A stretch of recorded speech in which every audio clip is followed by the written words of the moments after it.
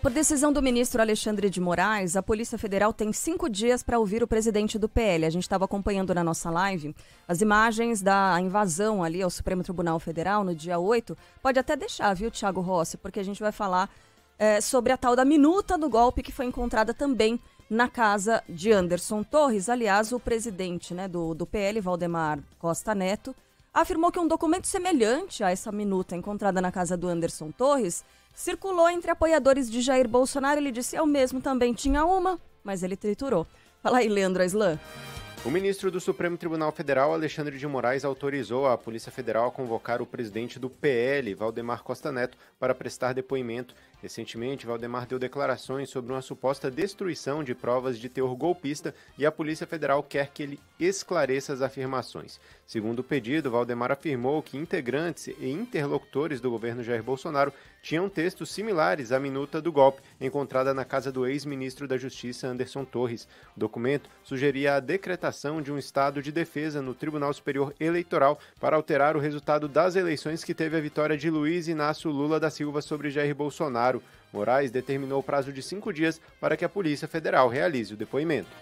Em entrevista ao Band News TV, o ministro da Defesa, José Múcio, afirmou que todos os envolvidos nos atos criminosos do último dia 8 serão punidos, inclusive os militares. E negou que o aval de Lula para a desmontagem do acampamento bolsonarista em frente ao QG do Exército tenha partido apenas depois dos ataques a sedes dos 3 poderes.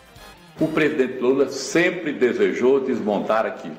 Eu conversei muito com aquele povo, sabia da dificuldade de desmontar aquilo, porque aquilo era uma coisa muito mais sólida e muito mais organizada do que uma simples manifestação de civis. Acho que tudo aconteceu na hora correta. Talvez o erro maior tenha sido as pessoas que chegaram de ônibus com aquela quantidade enorme terem entrado lá no acampamento. Se você perguntar qual foi o meu erro maior, talvez tenha sido esse, ou de quem não cumpriu, ou de quem não percebeu.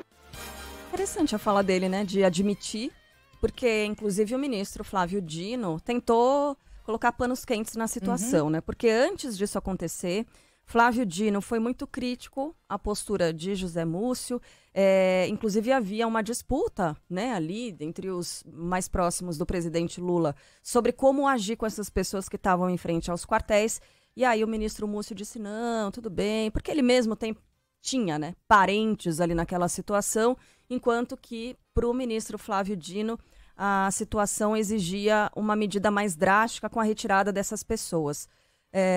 Depois do ocorrido, em 8 de janeiro, o ministro Flávio Dino, nas entrevistas que ele concedeu, ele disse: não, claro que a gente tinha posições diferentes e tal, mas o ministro não estava mal intencionado, ele fez com a melhor das intenções e tal. Então ele mesmo tentou passar um pano ali na situação. E agora o Múcio vindo a público dizendo que ele errou é algo interessante de se ouvir, repetindo nessa entrevista que foi concedida aqui ao Band News TV.